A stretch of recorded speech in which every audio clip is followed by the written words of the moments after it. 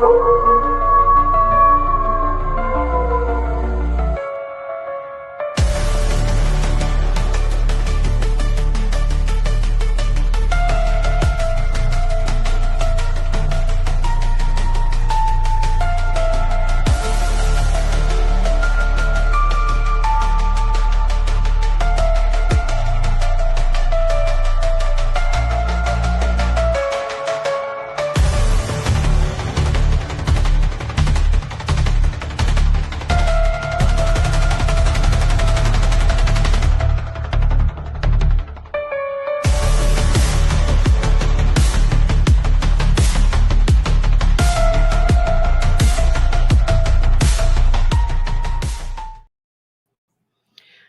good afternoon, everybody. It's the Cryptid Huntress.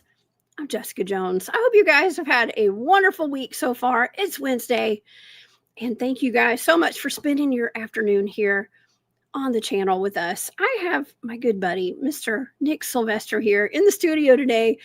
You know, we go full disclosure whenever Nick's on here. Well, I'm pretty much always full disclosure on this channel.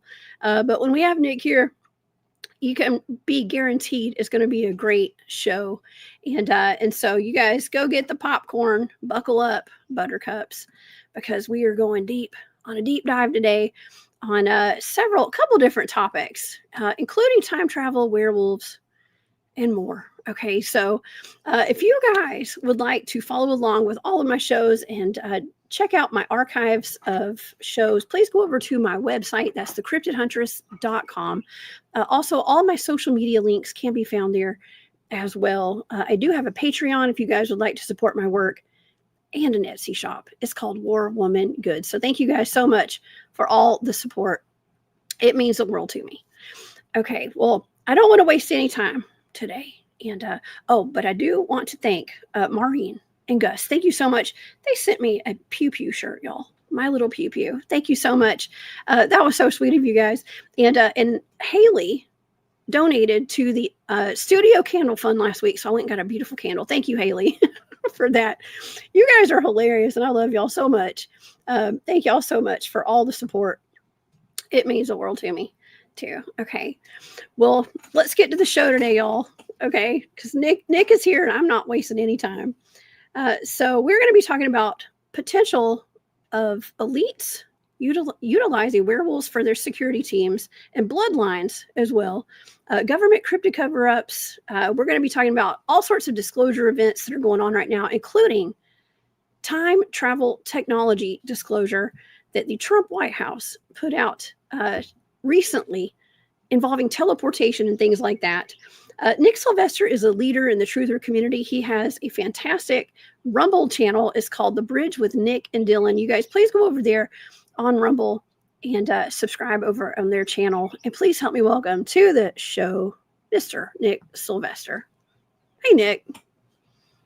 Hey, Jess. Hello, hello, all the Cryptid Huntress faithful. Good to be here, as always.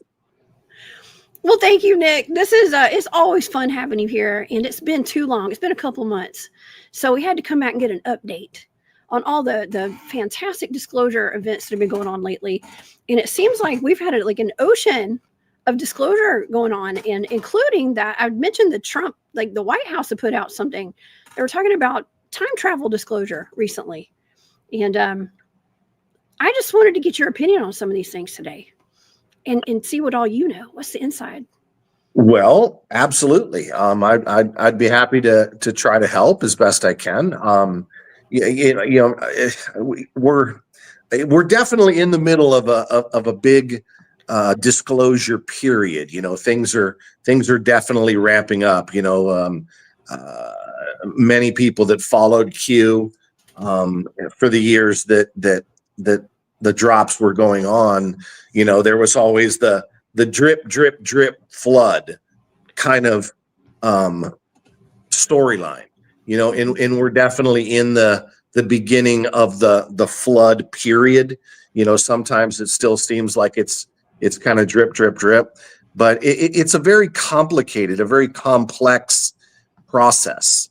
And, you know, there's a great deal of factors that most people especially people that are awakened like us that know a great deal.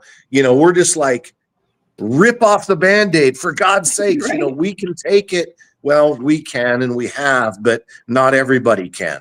And it's a very complicated process that involves a lot of seeding of humanity, a lot of information that is sort of spilled out, and the alliance, so to say, the good guys have to take a temperature of how the population responds to certain stimuli, to certain catalysts, to certain pieces of information.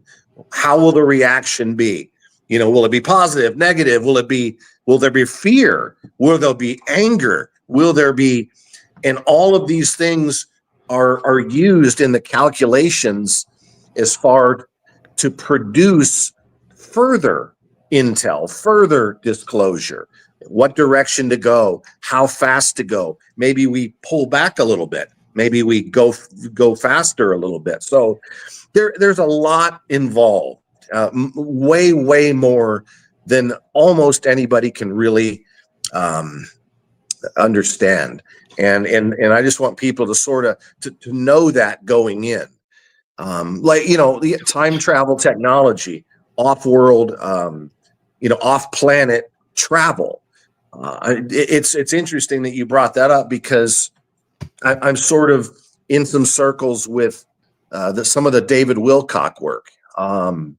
Maybe a lot of people don't know this, but David has been involved with a aerospace company, a cutting edge aerospace company that, not your typical Boeing or General Dynamics, or not the ones you heard of. It's called Stavati Aerospace.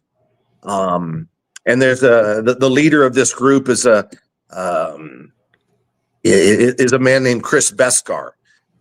Not very well known, but extraordinarily well known in the biz. I mean, he's been involved in designing and creating off-world ships for quite some time.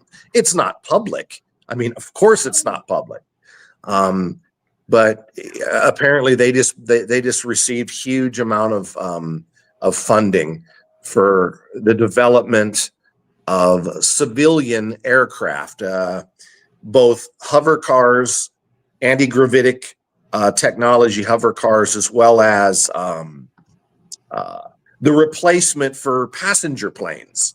The archaic technology of our 747s, 707s, the things we all fly around in. It's technology that's decades and decades old and very antiquated. So they're in the process of producing new planes. But in addition, interplanetary vehicles as well as interstellar vehicles. That technology has been available for a long time, but it's been kept for the dark groups, the elites, the cabal. And in that balance of power is simply changing hands slowly. The pendulum is swinging from one side to the other. So the technology has been there. It's just a matter of who has been using it and who knows about it.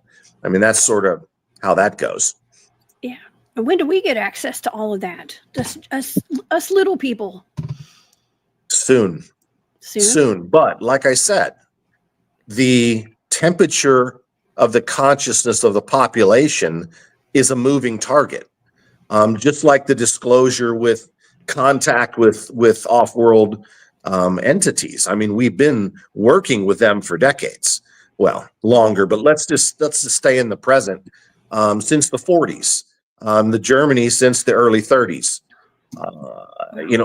They are among us. They have been among us. Many of the different races, some of the Nordic races, some of the Alpha Centauri races are almost identical to us in appearance. They are here. They've been working with our groups. They have been assimilated to a certain extent. And it's just how quickly will society accept the idea of this without freaking out, without chaos, without well, how long has the government known about this? Why haven't we been told? It's the same thing with the cryptid scene. You want things like Dogman or any of the above to be in the mainstream, but then you have to take into account the questions that will be asked and the outrage. How long have you known about these creatures? How dangerous are they? Have they ever killed anybody? Have you ever worked with them? And all of these cans of worms will start having to be opened up. And it makes it very difficult to know if the disease is worse than the cure or the cure is worse than the disease. There's always that mess that you have to worry about. Oh yeah, Nick, I've seen a lot of disclosure going on lately with things like elite bloodlines and the connection to cryptids and werewolves and things like that. And there's a couple of key, I'm going to say players in this too, a couple of key, just I guess experiencers or people that are in the know, and they've got some pretty. I mean, all of the information they're putting out resonates. Okay, it resonates, and I'm like, man, this kind of is like it's kind of the glue that's kind of bringing all this information that I have together, and I believe it. Okay, and then I've contacted people that I have, some of my good friends that are in the know with some of this stuff, and I ask, well, what do you think about this? And I've actually been told by some people that that there are people who are allowed, because we're dealing with like secret societies here.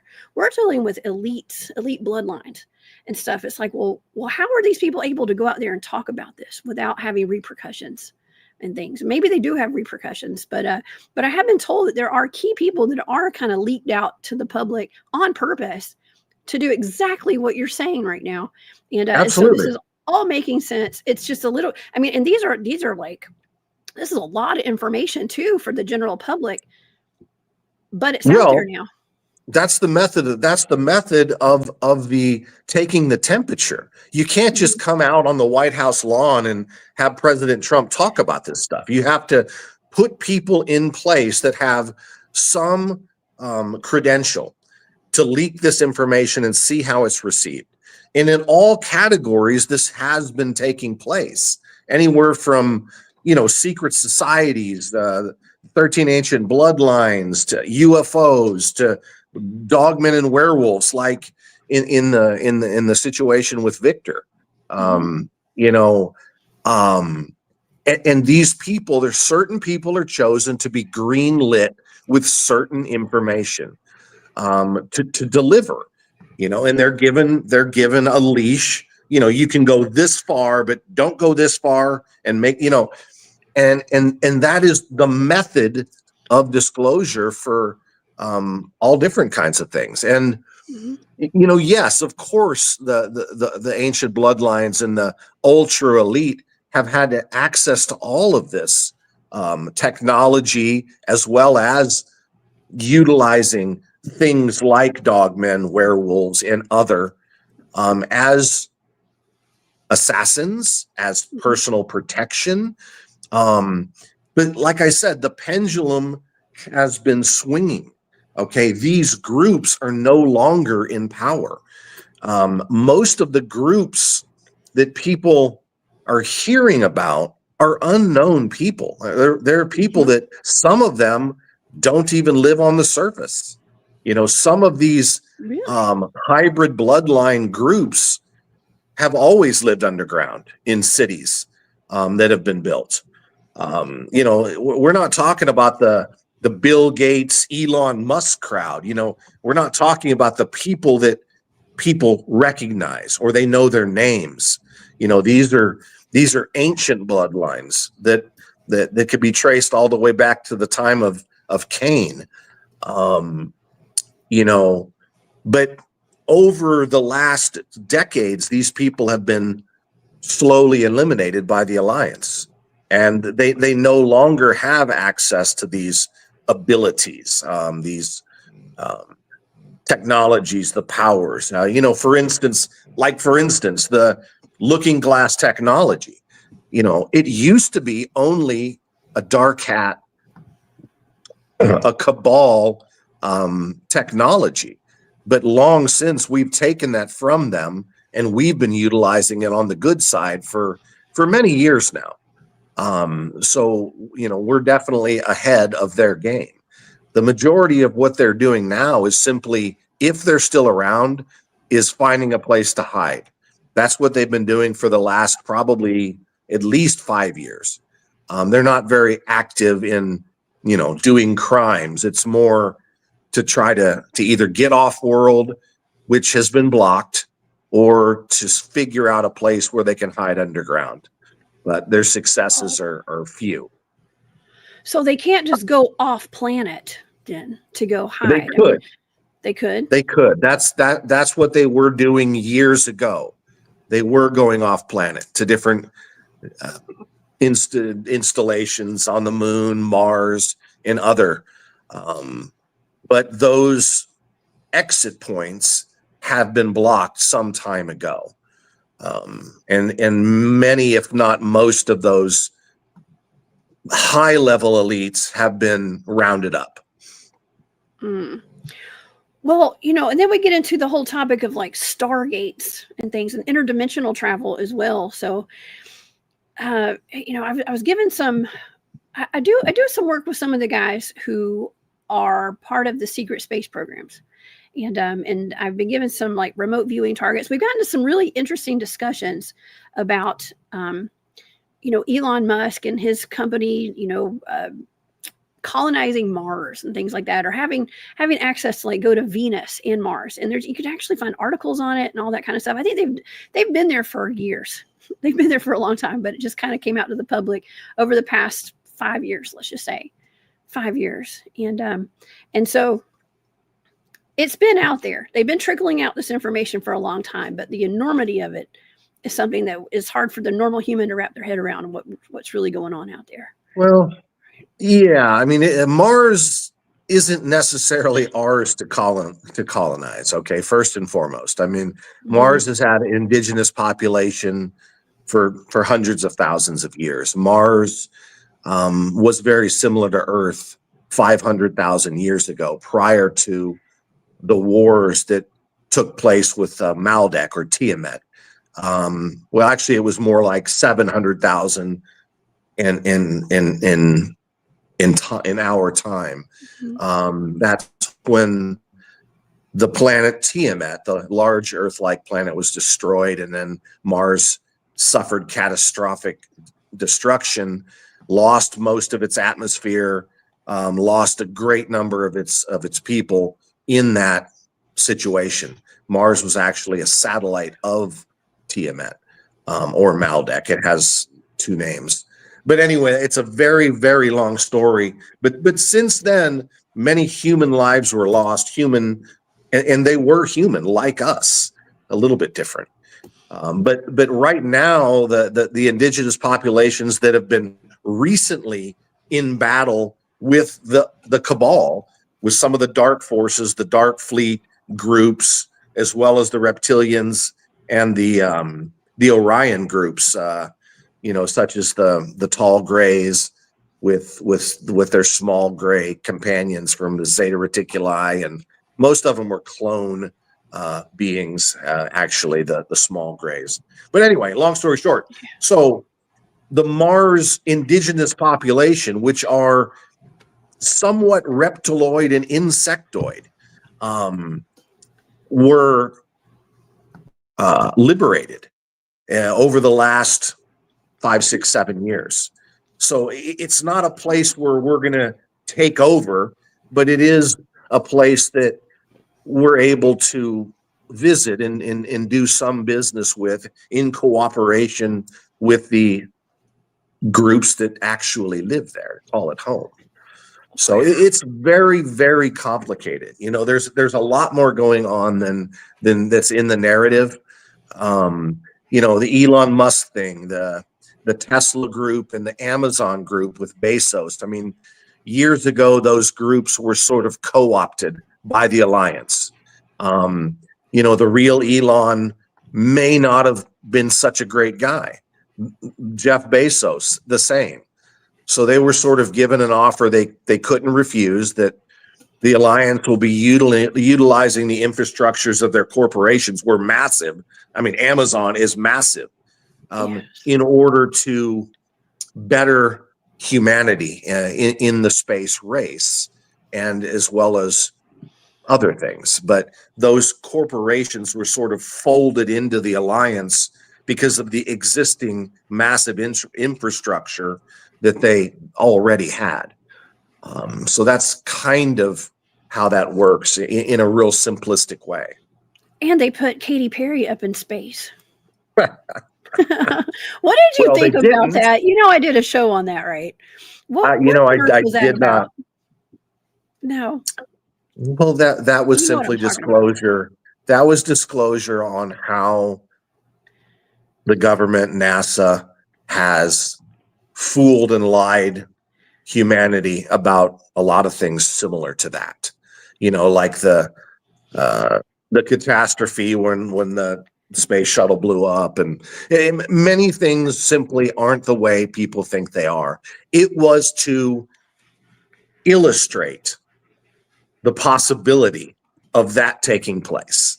And it was to seed people's consciousness to think, I wonder if they did that, I wonder if they ever did anything similar to that in the past. Oh God, of course. That was what that stunt did.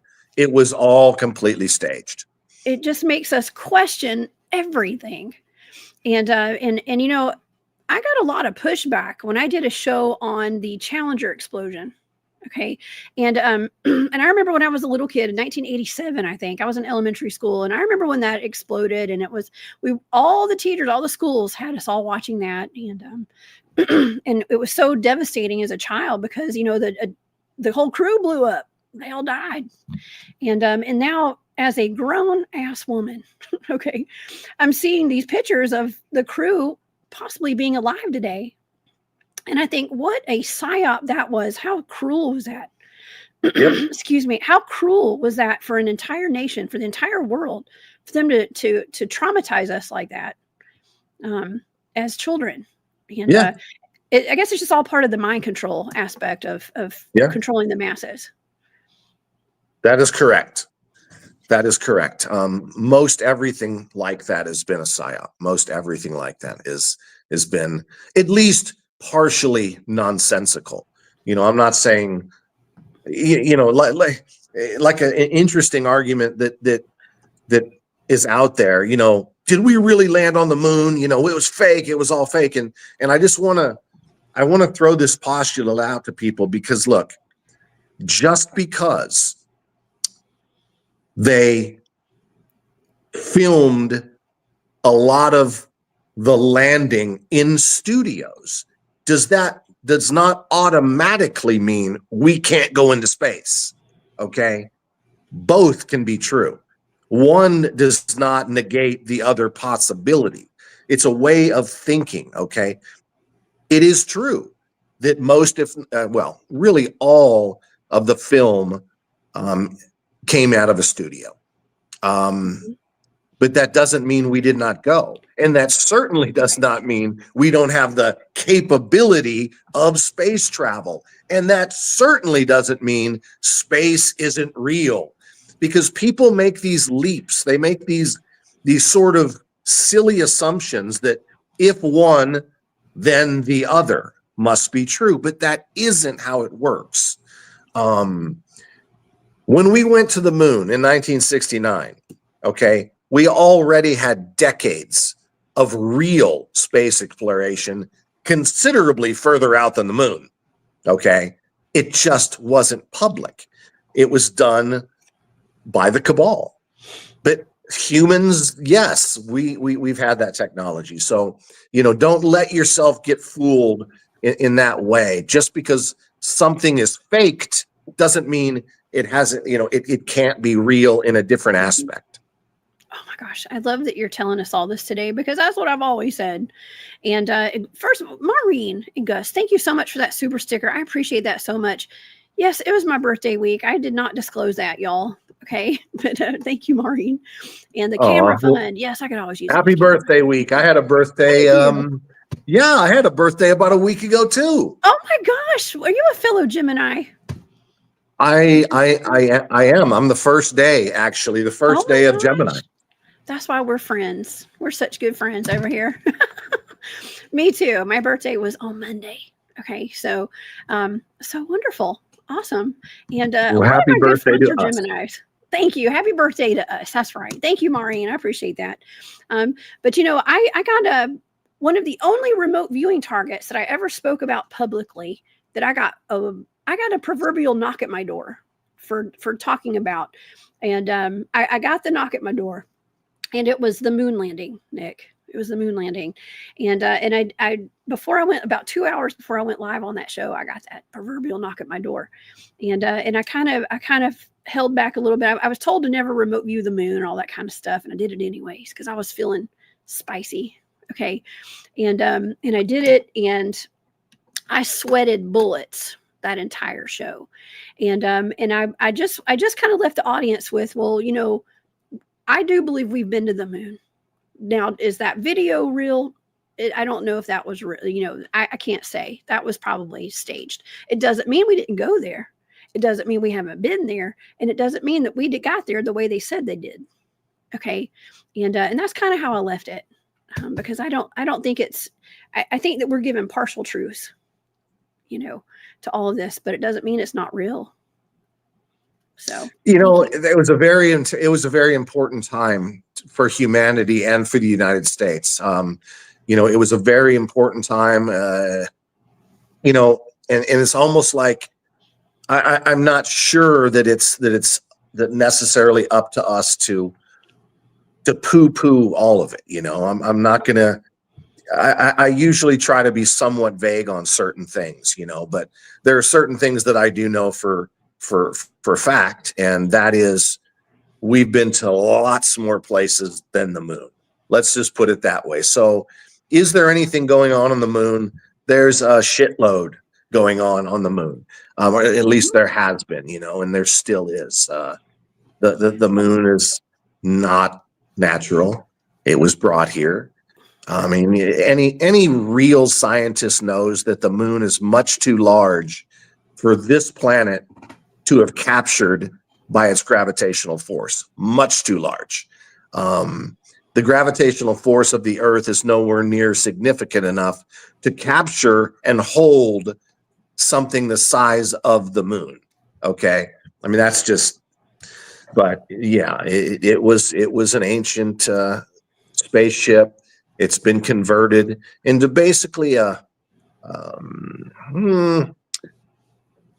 outpost, so to speak, an outpost to keep an eye on the experiment going down here called humanity.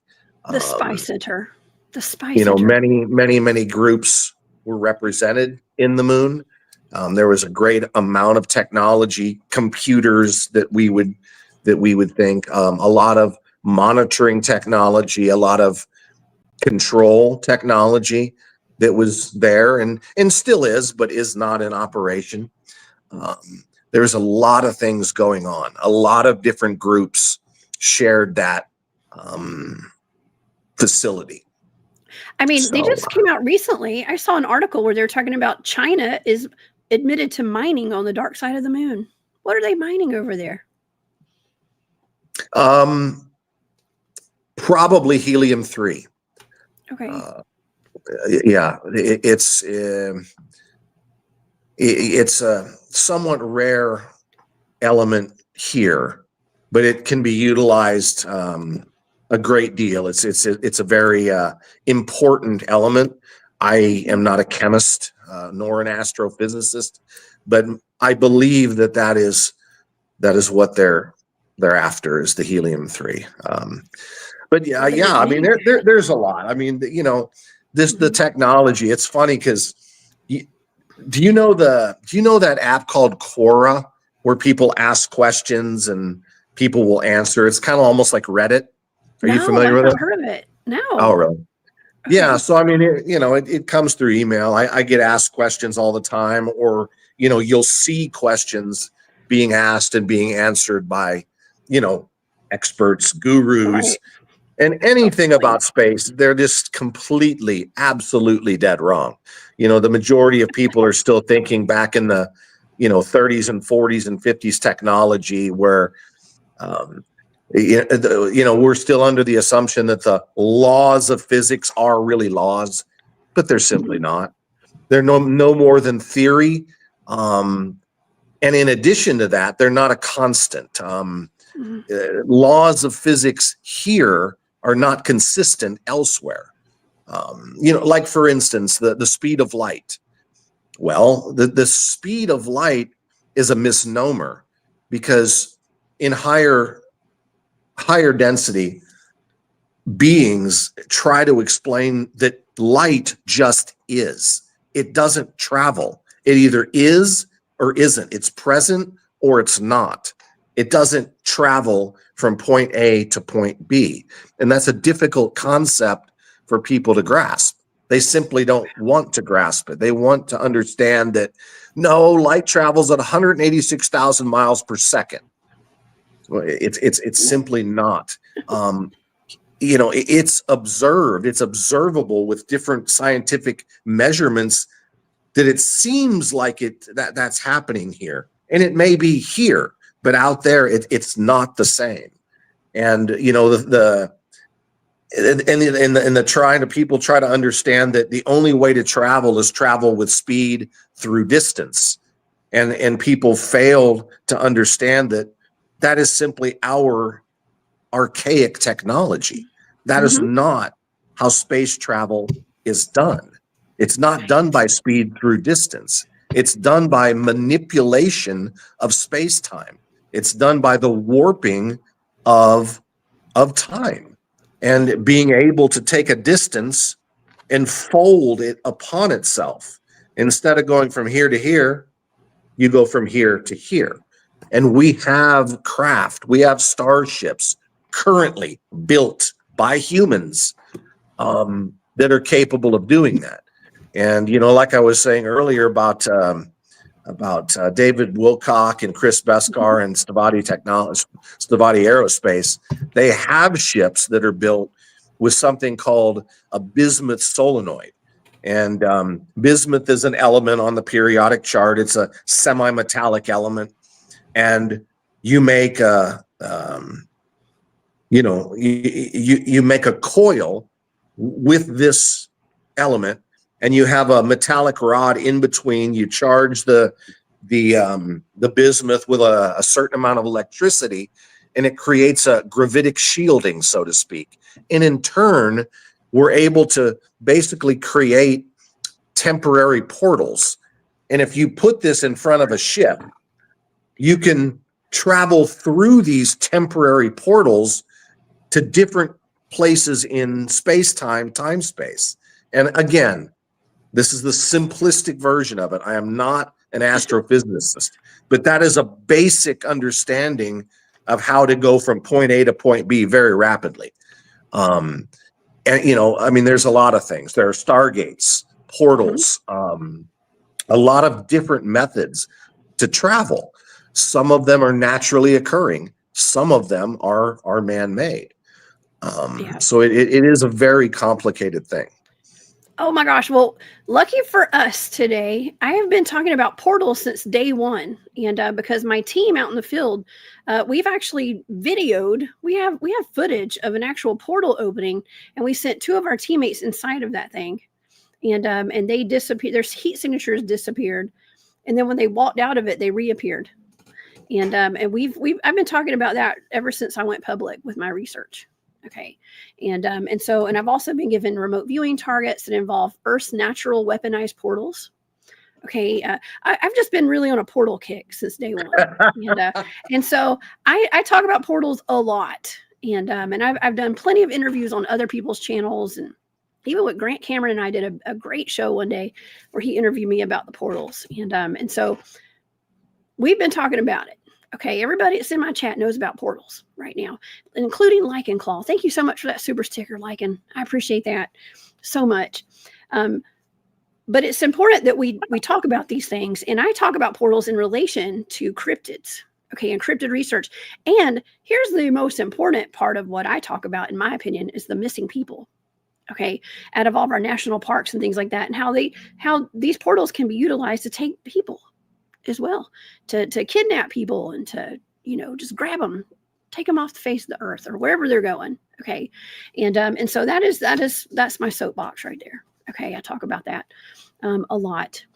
Well, Mike says portal control. There's a lot to it. There's a lot to it, Jess. I mean, there are other things that are not just portals. I mean, portal is a pretty loose term. I mean, there are things like energy vortexes that are similar to portals that actually can alter the physical makeup, the molecular structure of matter. It can create something called liquefaction, where let's say a solid chunk of metal can temporarily be turned into liquid, and it can be malleable. It can change shape. Things can go through it, in it. A lot of things on this planet are not, well, they're not publicly understood. There are things that people simply do not believe that can be true that simply are. In some of these energy vortexes are near or the beginnings of sometimes portals that actually will take you to another place in time space. And the interesting thing, it could be the very same place you're at, but at a different time, or it can be a different place than you're at the same time or a different time. There's a lot going on. There are, and but it's out. This is interesting because Marian says it's certainly soft disclosure in Marvel movies, and what is that, Doctor Strange? And they show the portals. Then we had that incident. Do you remember this incident? January the 1st, about 3 years ago, maybe, the Miami Mall incident. Okay, with the aliens. Do you remember that? Yeah. They said that a portal. People were saying a portal had opened up inside that mall, and the aliens came out, and I mean, it was a big deal. And I thought, well, whether this is real or not, it's still disclosure. Okay, there's still somebody has packaged this all up for the general public, and it's portal disclosure. That's what I thought, but I don't know. It's interesting because I sort of that topic left so quickly. It was a big deal for like a day, and to me, it just seemed to have vanished, and everybody forgot about it as well as I. Sucked into a portal. But yeah, I mean, understand that portals, by and large, have been used the opposite way that we always think of them. We always think of a portal as where we can go somewhere, but it's been the other way around. Portals have been ways for other entities to come here. That's normally what took place, rather than we using them to go elsewhere. And that has absolutely been a real deal. I mean, things like a Stargate, which is a systematic scientific creation of a portal, but not only a portal. This thing can be dialed to go to specific places. For instance, a Stargate would have coordinates that you can enter in somehow, dial in, and I believe it's something like it's 2 digits, dot 2 digits, dot 3 digits, where it's an address to a place in space-time, whereas the first 2 digits identify the galaxy that you would go to. The second 2 digits identify the planetary solar system that you would go to in that galaxy. And the last 3 digits would identify the actual planet that would take you. So you can almost dial in where you're going. And that is kind of how those Stargates were designed. Pretty Man, interesting stuff. And it's that's how super the interesting. ETs utilize them. Yeah, well, and people wonder, we have all these.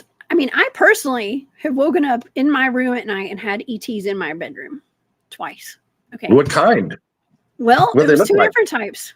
The first time, okay, I've had two different encounters, and one time they were like small grays, I guess, like about 4 feet tall. They were like grays, and another time I woke up thinking that I had the Grim Reaper standing by my bed.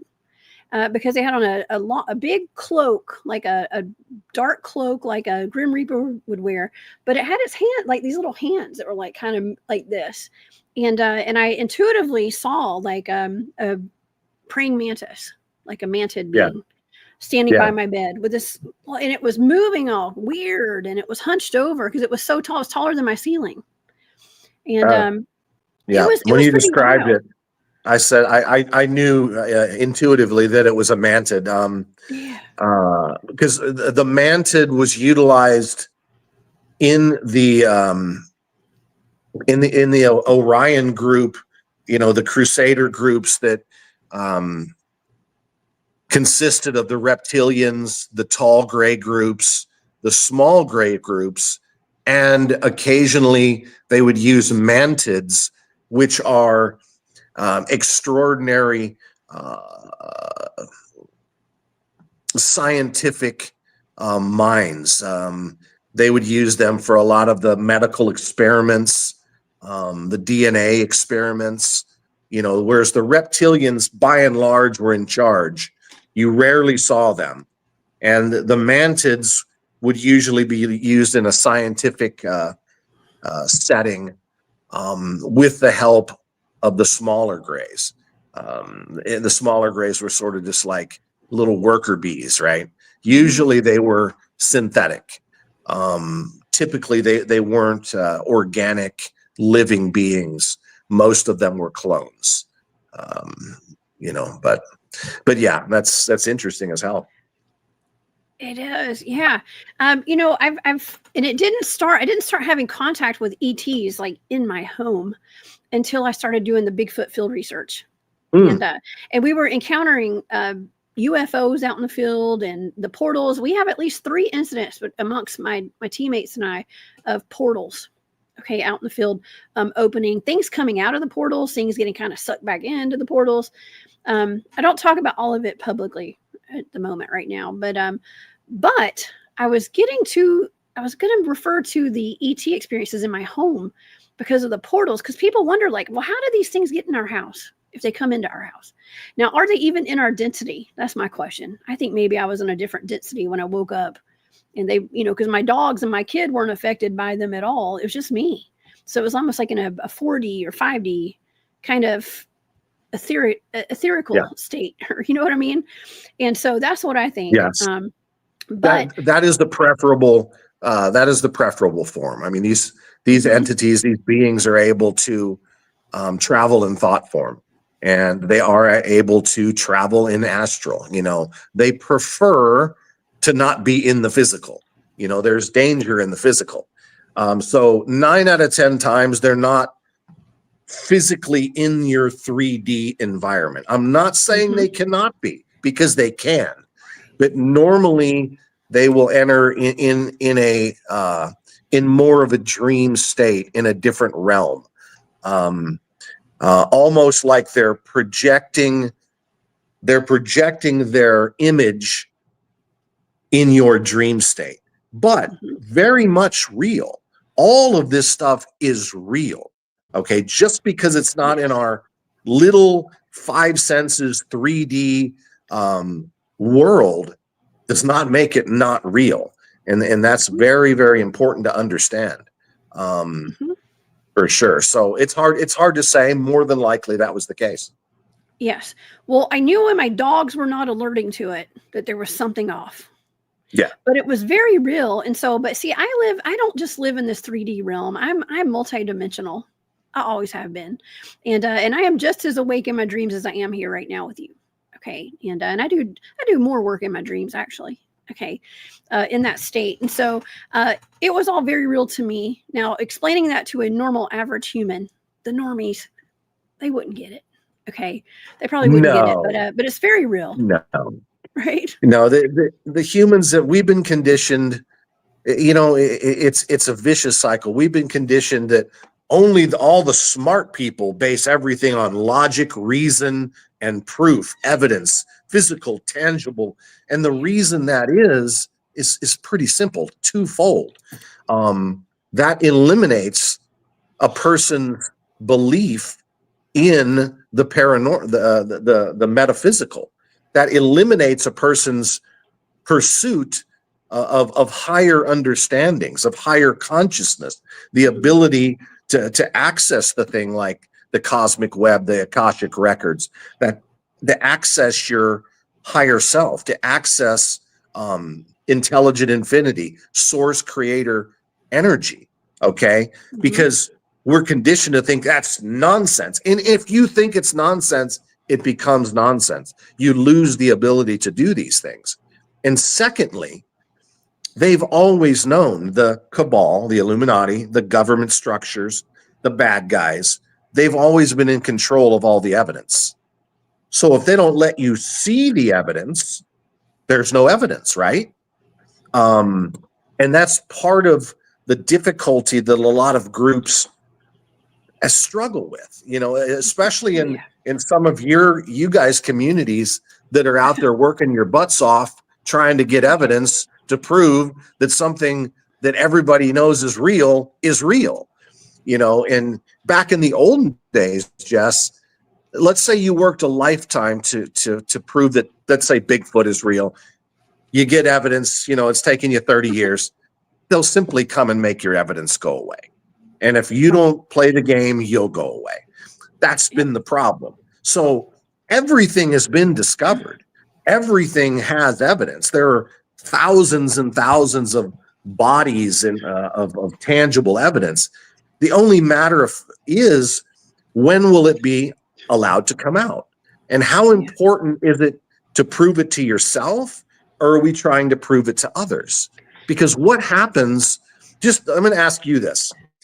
What happens when all of a sudden everybody knows dogmen are real? Then what? Then what? What do you do now? Just I told you so. Where do you go from there? So what is the quest? What's the true nature and the true internal basis of your quest of these missions? Is it let me to prove it? I want to hear your thing. This is from me personally. I am not out to prove anything to anybody. I have said that from day one. I already know these things are real. And so I don't come out here. I don't bring all this evidence out to throw it out to beg people to believe what I say, because honestly, it doesn't matter to me. People can hear me or not. Okay. I've been doing Bigfoot field research, cryptid field research for 10 years before I ever spoke publicly about it. I had no intention of speaking publicly about it because I'm on my own quest. Okay. And I found my answers already. So I know it's real. And that's why I love coming on and just talking about it and bringing other people on and us just exchanging ideas, because it's real to me. That's my reality. I already know it's real. Now, people are going to be, when it does come out, and it will one day, I do believe one day. I mean, it is trickling out now. These things are real. You can go back and look at my archives of all my shows that I've done where we're talking about it if you want to learn more about these things. Okay, from other people's experiences, but I'm not on a quest to make people believe or to force things down anybody's throat. Okay. But what is it that's driving you? What is it inside that makes you do what you do? There's many, many reasons. First of all, safety for the general public. Okay. I think I'm a mom. And so when I talk about these things, I'm worried about all these missing children. Okay. The missing people. Some of the things that we've experienced are very dangerous, and they do involve national parks, things that our government has full awareness of, in my opinion. Okay, this is for entertainment purposes only, YouTube. Okay, but I believe there's full, and so I try to bring the full disclosure. Okay, as far as what I know, And so I just want to warn people about the dangers, but also to not live in, I let everybody know, like, don't live in fear. You know, this is a spiritual issue as well. Okay. Don't live in fear, and just to bring a higher consciousness to people as well. And also, you know, I'm really into the remote viewing aspect and the psychic aspect and the telepathy, and just to kind of put it out there to the general public and to open some minds on all this stuff, just to open the minds of people. That's why I do this. Okay, that's why I do it, and I love it. I absolutely love it. And I think that's the reason. Yeah, I think that's your real reason, because it's easy to tell that you love what you do. It's easy to tell that your soul has connection, has resonance with this type of paranormal type metaphysical world, and it's beautiful. I mean, Thank you. I was being more facetious, but Yeah. I know why you do it. But what about, though, when there comes a day, what will the community do when, let's say tomorrow, Trump comes out and says, just real quick, I got to tell you something. Bigfoot is real. We've known it's real. Dogmen are real. We've known they're real. They're out there. So just keep your eyes out. Thanks for your time. And goes back into the White House. Yeah. What do we do then? What's the cryptid community do at that point in time? Are we still out there looking? What are we doing then? I've always been curious about that. What's your opinion? They're still going to be out there looking for sure. But let me tell you something. I'm going to be real honest right now. You be honest. I have been fiercely attacked, okay, by speaking out about things that I know, about, you know, even after that first show that you and I did about the Dogman breeding program, that night I got attacked hard. Okay. Sorry. Like no, it's okay. No, this is what we're here for. I wonder why I didn't. I wonder. Know, right? I don't know. Because you're a dude, maybe. I don't know. Well, because, you know, I don't know why. Okay, exactly. But I kind of do know why. Okay. And I know that there's a reason, and I've watched, and that's another reason that I do what I do, because I watch a lot of false information getting put out. Stories that they do not pass the sniff test when it comes to the truth meter that I have, my intuitive truth meter. And a lot of it has to do with Dogman stories and stuff too. Okay. And so I just try to put the truth out there as I know it. And I don't go off attacking people and stuff like that, but I see that there is an active, I want to say, a cover up by people within these communities as well. And it's not a cover up. Maybe it's more like a redirection on a lot of this stuff and not so truthful information coming out. And so I just like to be a place where we can put the truth out there, and the truth as we know it. So that's it. And I see, you know, and if they put the truth out there and they paraded up some dogmen on stage, whatever, the general public is going to be mad. There'll be like an uprising probably, for all I know. Okay. But not, you know, I think I've been putting it out there, like, well, on my channel for long enough. A lot of us have been putting the information out there long enough to where it's in the collective consciousness now. Okay. All these werewolf movies. Okay. All these, you know, just horror films even. Okay. Just podcasting channels. Some of the biggest podcasting channels out there involve dogmen encounters. Okay, my good friend Vic Cundiff, he's got a wonderful channel called Dogman Encounters. And it's one of the highest listened to podcasts out there, because there's so many people that are having these encounters firsthand and they like hearing about it. So I think collectively it has been disseminated enough to where people are not going to be totally shocked if it came out. You don't think, huh? I mean, maybe not the people who watch your show. Yeah. But true. Are you kidding me? People will come unglued. Think about it. The people's worst nightmares, their worst fears, most people's worst possible fears. Oh yeah, there's about 85 of them living in your county right now. Right. I don't know how normal people will be able to deal with that, Jess. I'm not sure. You know, now if they were not dangerous, if they were just weird looking creatures, that's one thing. So I truly don't know the answer. Other than your group, your crowd, I mean, even most of the truthers, the regular truthers, would be absolutely. I mean, they'd quit going camping. They'd quit going to the. I don't know. I'm very curious to see, but the thing about it is, there's more to this. Like, for instance, these are, other than the military altered creatures that were turned into assassins. These are beautiful creatures, God's creatures. We don't want the world to think that these beings are evil beings from hell, right? We don't want that. How do we do that? Because these beings have been around on this planet for hundreds of thousands of years, if not longer. Okay. They are relatively indigenous. Yes, the military did co-opted some of them and bred a small group in the tens or maybe hundreds of thousands, but in comparison to the natural groups that are out there that are living on this planet, is a small amount. And so how do we do this? It's going to be very delicate. My point of the matter is, I don't have the answer, but there are other things and other factors to consider in this disclosure. We don't want to disclose that these are man-eating beasts like the Little Red Riding Hood story. It needs to be delicate. It needs to be done a certain way, I think. It does. It does. Well, if it ever does come out, okay, send everybody to the Cryptid Huntress channel. And I've got plenty of content over here.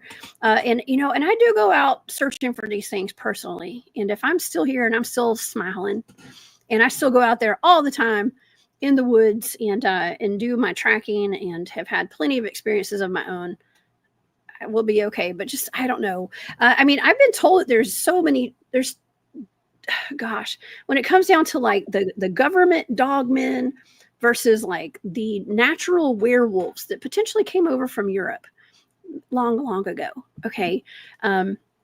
There's a difference there in that I was actually told recently that every single dogman, that is, I guess you could call it like genetically modified or created, they're all tracked. Every single one of them. And if anyone has an encounter with an actual dogman, that is actually something that the government's tracking and they know about it. Well, yeah, it's not necessarily true in my knowledge. Okay. According to different sources, mainly one is Victor, that was CIA, 2-star general, or it might have been a 1-star, 1 or 2-star general. Victor Johnson. He's no longer alive, by the way. They got to him. What? I didn't know that. He died. He died maybe a year ago through multiple attempts, and we think that it was finally poisoning, but not completely sure. But they went after him. And it's the confusing thing. People are like, I don't understand. He was supposed to disclose. Yes, he was. He was given the green light by a faction of alliance groups that were within the military, within the CIA. But that doesn't mean that every single group in that group was a good guy.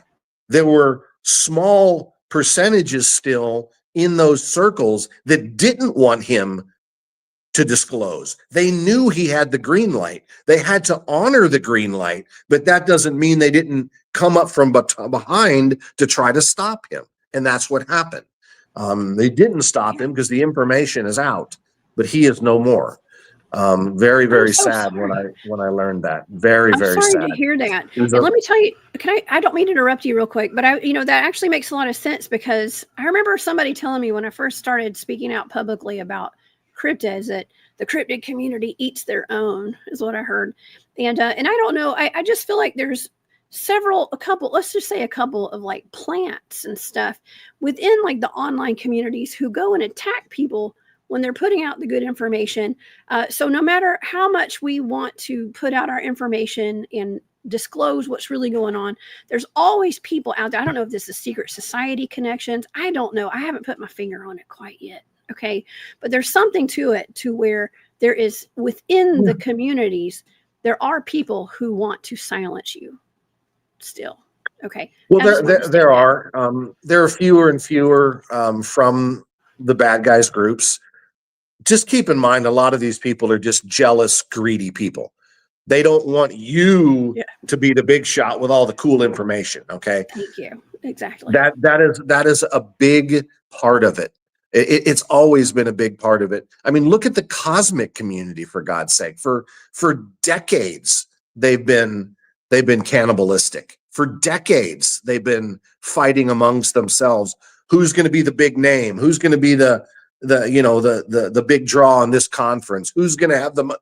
It's always been that way, and it's up to us to not fall into that trap. This information, these truths that we know, do not belong to us. They belong to everybody.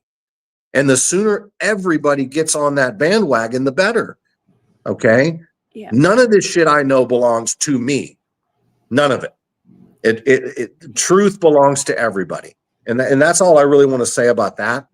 So, but real quick, back to, I understand that the government didn't always have dogmen. They didn't always have werewolves. Back in the late 40s, early 50s, they began these programs. They began the programs with the dogman. What did they do?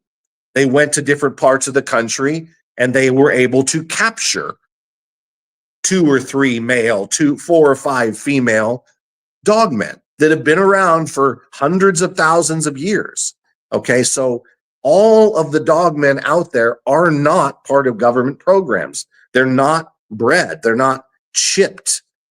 The ones that were created in Langley, in Virginia, yeah, they are. They're all tracked, every single one of them, but not the wild ones. The wild ones you will not see, you will not hear. They don't, they don't come mess with people. So the majority of the living creatures are not government products. I always kind of assumed that, but I didn't know for sure, because I feel like there's some of them have to be made, in a lab. I know there's all this like CRISPR technology and DNA splicing and whatever's going on. I don't know, cloning basically.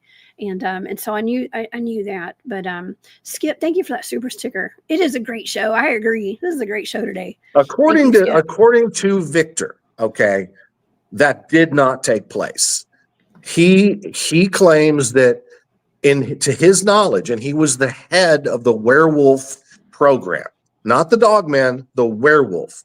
He said they were bred organically and naturally, male and female werewolf. They had sex, they had babies, and then they were raised in a zoo type environment, treated very well.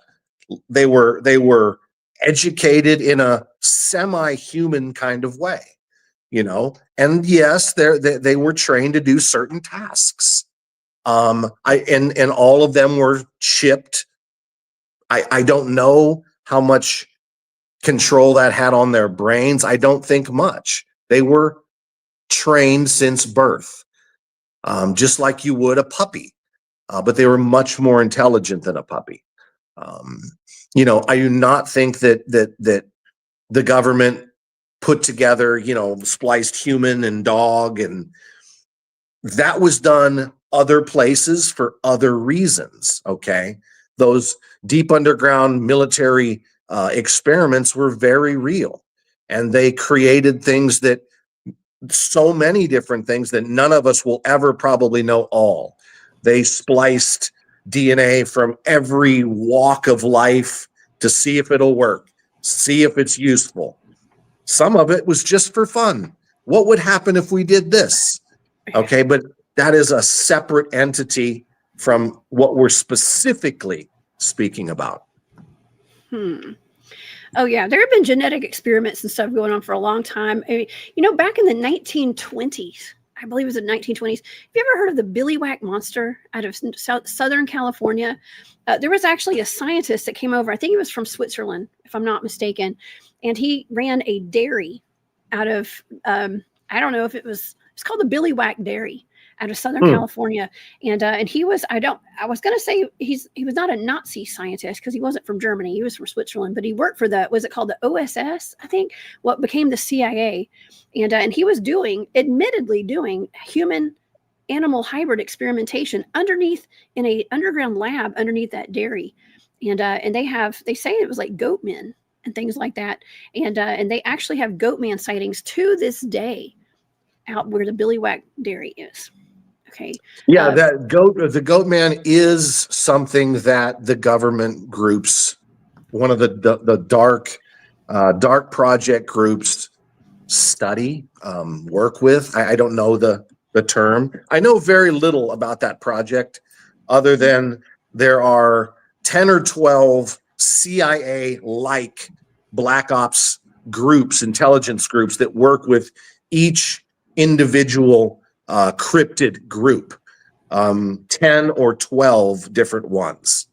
The big three, obviously Bigfoot, Dogman, Werewolf, but there are others like Goatman and Mothman and there's reptiloid beasts and just different weird ass stuff that I don't really get into, but they're out there.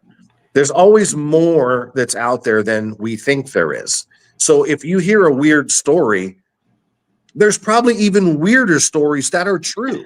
See, that's the magic about this. You may hear somebody tell a story about some crazy werewolf that did this crazy thing. It might not be true, but weirder ones probably are true. So just, don't get too crazy about, oh, that's not true. That's got to be a lie.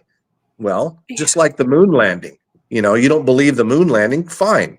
What about us traveling to different galaxies? What about us currently having over 60 outposts in all throughout this galaxy with human populations living there right now, between 30 and 50,000 people that live on planets or moons all over the galaxy right now? I can refer to some shows that I've done where I was given blind coordinate remote viewing targets of TRAPPIST-1 star system. There's different dwarf planets, red dwarf planets, brown dwarf planets, even Ceres. Okay, all these different planets have human life on them. When I was remote viewing them, I thought I was remote viewing Earth in the future on almost every one of them. Okay, on all of these planets. Nick, it's 100% true. I believe it. And we even have testimony from people who claim to have been part of the secret space programs who said they actually were slaves on some of these planets. Absolutely. Absolutely. Tony Rodriguez was on Cirrus. There was a lot of shit going on Cirrus, a lot of mining operations, I don't know how long disclosure is going to probably last for the rest of our lives. There's so much, it's almost unfathomable. Yes, it is. And I know we don't have all day because we have things to do today, and I can't keep you here forever, Nick. And Amy, thank you so much for that. She says, happy birthday, Jessica and Nick. Awesome show. Thank you for that, Superstar. Thank you for that. We appreciate you so much out here. And what do you think we have in the future? I mean, just a continuous drip of disclosure from the government. I mean, we are the disclosure, Nick.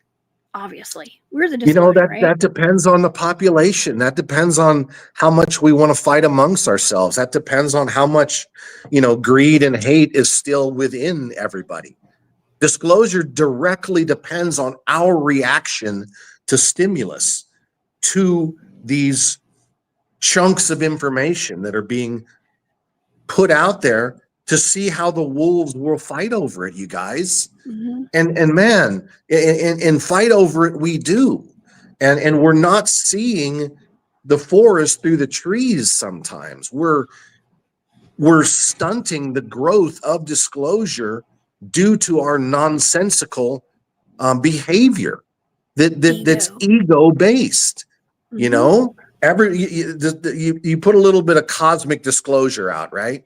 All of a sudden, all the cosmic gurus are trying to claim ownership. I said this first. I own this. This is not exactly true. And then what happens? The Alliance says, maybe too soon. Yeah, too soon. Understand that the Earth Alliance, the human groups, the groups that are, like a Trump and Putin and those groups, they're being consistently counseled by many different off-world and inner Earth groups, benevolent groups that have been through this before. They've assisted liberating other planets similar to this. They've been there. They've done that. See, they're not doing it for us, but they're advising. What would you do in this situation? Well, I would probably go about it this way. Okay, let's try that. That is what's going on. All of this is already pre-written, but it's not a cut and dry script. Okay, it is a fluid operation. As the wave moves this way, you move with it and then adjust, and so on and so forth. That's why it's not a date-driven operation, because how we react to certain things determines how the next step is going to work. Okay, we're working desperately on the disclosure that we're a group of brothers and sisters from the cosmos. We're not alone. Okay, we've never been alone. There's other groups that are attached to us by DNA. We are physical family members of many of these benevolent groups that are hovering outside of our orbit and a little bit further out, that are waiting, that are watching, that are hoping that we get our shit together. The sooner the better, because they want to reunite with us, but they cannot when the majority of the population is either refusing to acknowledge their existence or is afraid of it. They will not become part of this under those circumstances. So, it's a big catch-22, and it's frustrating, but that's sort of like a huge picture of how this process is working. Well, we're all chipping away. We're doing our parts. Some of us are, at least. and thank goodness, I do what I do, like you said, out of love, because I love it. I have so much fun doing this, and it's fun. I've learned to love the attacks as well, because that just means I'm over the target. And there's just some people that just want to, shoot these things down and stop us from moving forward. And so it just makes me push harder. It really does. And I don't mind calling people out now. You do an amazing job. And the thing that I think is most amazing, maybe not most amazing, but one of your most amazing traits is your authenticity.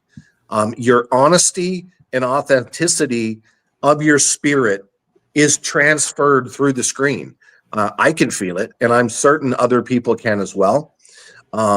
Your light is very bright, and those who are into the greed, into the ego, they don't like that. They don't like that light that you have, so they try to stomp it out. That's just the nature of the beast, so just keep being you, and you'll keep being successful. Whoopah! Yeah, I'm dodging. I'm dipping and dodging. I'm still going. Okay, I'm still going because I love it. And that's what we need. We need to tune into the frequency of love, and everybody do what you love, become the most authentic version of yourselves. And that's where it all starts. Okay. That's where it all starts. And I wouldn't be here today talking to y'all right now if I had not tapped in and tuned in to myself and gone within and found my peace so I can come out here and kick ass. Okay. So, That's and some right. of you, Nick, I just love having you on the show and having you here. And thank you so much for all that you do for humanity. Okay. Not just a community, it's humanity. And I just appreciate you so much. I know our audience does as well. Oh, thank you so much for those kind words. I love being here as well. You got a great group, great comments. I could feel the authenticity of them as well. I mean, they truly want to be part of the community. They want to learn, and they want to make things better, and that's what this is all about. So I'll be happy to be on and visit you guys again soon. Look forward to that day. But thank you for inviting me. Of course. And Nick, you have a show over on Rumble. I know you've had several shows. You've had your channel shut down. You speak too much truth, I tell you. Well, you know what's terrible, Jess, is this particular channel, Dylan he's stopped speaking for a while. He's got personal and family things going on that he's attending to, as well as some 3D business things. So, we've got about 80 shows on there, but we haven't made any new ones. I've been working on different projects with a dear friend, Rihanna, and we're also having more YouTube shutdowns. And so right now I'm sort of bouncing from platform to platform. And hopefully soon we can stabilize a channel that I'll advertise. So it's wonderful. Nice to be here. Oh, that's so great. Well, I'm excited. Just keep on keeping on. That's what we just push on, keep going, and do. We're all doing the best we can, and dipping and diving through these censorship issues that we have and stuff, and learning how to work the system. I think that's how it all goes. And saying this is for entertainment purposes only. Again, just to reiterate, you guys, this is all for entertainment purposes only. So, so wonderful. Well, Nick, please come back and see us. And you guys, thank you so much for being here today. Thank you guys all for the super stickers and super chats and all that. It really means the world to me. I appreciate y'all so much. Please come back and see me tomorrow night at 8 p.m. with a remote viewing show that you guys, well, I promise it'll be interesting. They always are. Okay. And you guys have a great day. Please keep your vibrational frequency high, y'all. Don't live in fear. Just live in awareness. And we're going to get through this together. Spread the word. Share the video out today. Give it a like if you liked it. And be sure to subscribe. And Nick, we will see you next time over here on the Cryptid Huntress channel. Okay. Stay safe out there. All right, y'all. Everybody have a great day. And I'll see y'all back here on Thursday. All right. Bye.